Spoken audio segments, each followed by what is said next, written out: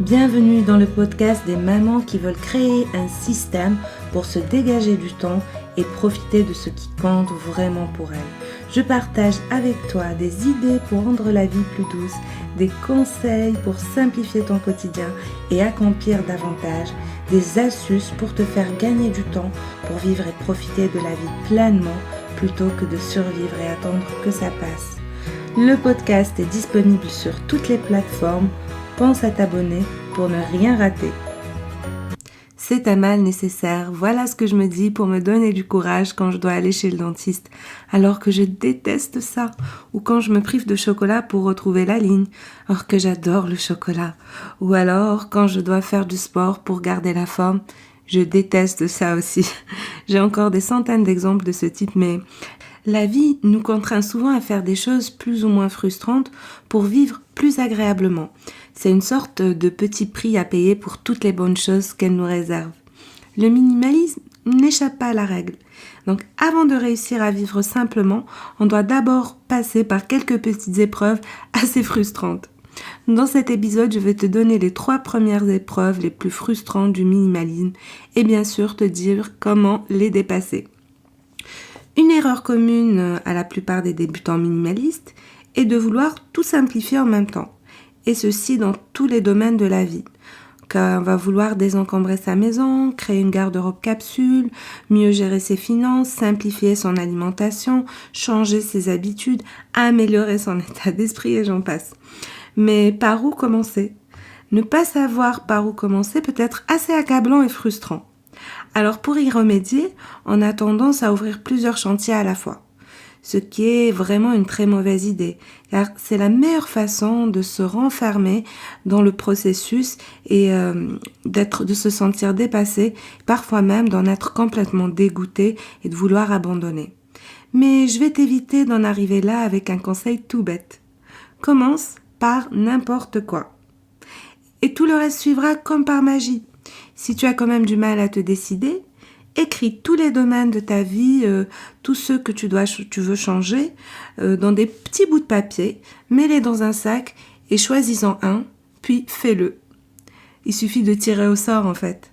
Peu importe le domaine que tu auras choisi, celui-ci impactera tous les autres comme si tous les domaines de ta vie étaient connectés entre eux comme un réseau. Je sais pas si tu vois. Si tu désencombres ta maison par exemple, tu vas mieux te sentir, être moins stressé et du coup ta santé va s'améliorer, ta santé mentale en tout cas, ce qui va te permettre de t'occuper de ta santé physique, d'avoir des meilleures relations, de être plus enclin à gérer tes finances et à réfléchir intelligemment à ce que tu peux faire de ta vie et de ton avenir. La deuxième frustration, c'est le grand moment de solitude qu'on ressent avec la famille et les amis quand ils nous prennent pas au sérieux. Ou pire, qui te freinent parfois, dans certains cas, dans ta démarche de désencombrement ou de minimalisme. Quand j'ai commencé à parler de minimalisme à mon entourage, c'est dingue, mais tout le monde a ri presque aux éclats, sans exception. Comme si je leur annonçais que j'allais me raser la tête et devenir moine bouddhiste. Au début, personne ne me prenait au sérieux et j'ai eu droit à des commentaires du type « Encore une lubie de Mélissa, tu vas quand même garder les meubles ?» Et j'ai même eu droit à « Non, pas toi !» d'une personne qui, soit dit en passant, ne connaît strictement rien au minimalisme. Je te dis ça puisqu'après elle m'a dit « En fait, c'est quoi le minimalisme ?» Pour t'éviter tout problème avec tes proches, voilà ce qu'il faut faire. Commence par tes propres affaires. Fais comme s'il n'y avait personne autour de toi et fais cavalier seul ou cavalière seule. Petit à petit, les gens verront les changements que le minimalisme apporte à ta vie et seront curieux. Ils voudront découvrir. Mais t'as l'air radieuse. Qu'est-ce qui se passe ? Raconte-moi, c'est quoi ton secret ? Et ainsi de suite. Quand j'ai minimisé ma garde-robe, ma meilleure amie ne comprenait pas et avait l'impression que je perdais les pédales à donner les 3 quarts de mes vêtements à des associations caritatives. Mais quand elle a vu ma garde-robe capsule, elle a tout de suite changé d'avis et elle a voulu savoir comment je faisais. Donc je lui ai tout montré. Si jamais tu te sens seule, comme j'ai pu l'être à mes débuts, essaie de trouver un soutien ailleurs que dans ton entourage. Je l'ai trouvé grâce à des blogs, des podcasts, des communautés, des groupes de soutien et d'entraide minimaliste sur les réseaux sociaux, sur Facebook plus précisément. Je te donnerai des noms de groupes et des liens si jamais ça t'intéresse. Et puis, grâce à ces communautés, à leur encouragement, j'ai pu réussir mon voyage minimaliste sans trop d'entraves. Parce que c'est important quand même de ne pas se sentir seul quand on change de mode de vie. Et enfin, la troisième frustration, c'est de trouver le temps de désencombrer ou de simplifier. Pour moi, vraiment, ça a été le point le plus frustrant des trois. Car la simplicité crée du temps, mais pour simplifier, il faut du temps. C'est assez paradoxal en fait. Et c'est très très frustrant. Surtout quand t'es débordé et que par manque de temps, il t'est impossible de progresser sans être obligé de sacrifier tes week-ends, tes vacances et tous tes jours de repos. Mais comment faire autrement quand on travaille, qu'on a des enfants à gérer, les tâches du quotidien, etc. Voilà ma solution. Plutôt que de sacrifier quoi que ce soit et de devoir aménager des grandes plages horaires, n'essaie pas de trouver du temps, mais essaie de te faufiler dans le temps. Comment, me diras-tu ? En prenant 10 minutes par jour. 10 petites minutes de ton temps. C'est vraiment rien. Tu penses que c'est impossible ?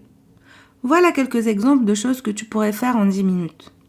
Désencombrer une étagère, vider le placard de ton évier, nettoyer, remettre les choses que tu utilises et jeter le reste, planifier tes rendez-vous médicaux annuels comme les visites chez le dentiste, le gynéco ou autres examens de routine. Tu peux aussi te débarrasser des produits périmés dans ton garde-manger, dans ton frigo ou dans ta boîte à pharmacie. Réorganiser ton portefeuille ou ton sac à main. Ça aussi, c'est très rapide à faire. Tu peux même le faire en 5 minutes. Je te mets un lien pour télécharger la liste des projets à désencombrer en seulement 5 minutes si jamais ça t'intéresse. Si tu penses quand même que 10 minutes c'est trop court, essaie de voir les choses sous un angle différent. Si tu t'engages à simplifier 10 minutes par jour pendant 30 jours, à la fin de la semaine, écoute-moi bien, tu auras consacré 300 minutes à ton projet de simplification ou de désencombrement. Crois-moi, ça va faire toute la différence.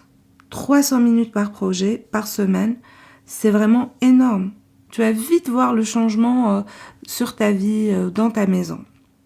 Si malgré tous ces conseils, tu n'arrives quand même pas à trouver du temps ni à te lancer pour désencombrer ta maison, j'ai créé une formation pour aider les mamans et toute personne débordée à s'organiser pour un désencombrement efficace en 10 à 15 minutes par jour.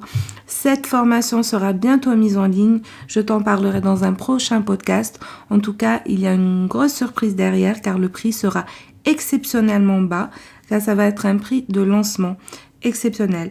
Attention, une fois que la formation sera lancée, ce prix-là sera une durée très limitée, donc il faut absolument en profiter. Les frustrations sont très nombreuses et diffèrent selon le projet de chacun et de sa situation. Donc, j'ai demandé à mes abonnés de partager leurs frustrations. Il y en a beaucoup trop pour un seul épisode, alors j'ai décidé de faire un épisode par semaine sur les frustrations du minimalisme et j'essaierai de proposer une solution pour chacune d'entre elles. Si toi aussi tu as une frustration ou plusieurs, n'hésite pas à me les envoyer par mail en t'abonnant à ma mailing list. Je ferai tout pour y répondre. En tout cas, je ne laisserai aucune frustration passer, quitte à ce que ça passe par plusieurs semaines. Voilà, donc je te dis salut et à bientôt. Si cet épisode t'a plu, pense à laisser un avis sur Apple Podcast. Ça te prend seulement 1 minute, tu n'auras à le faire qu'une seule fois et ça m'aide énormément à me faire connaître. Si tu veux continuer à passer un petit moment avec moi, alors abonne-toi. En attendant, je te dis à la prochaine pour un nouvel épisode.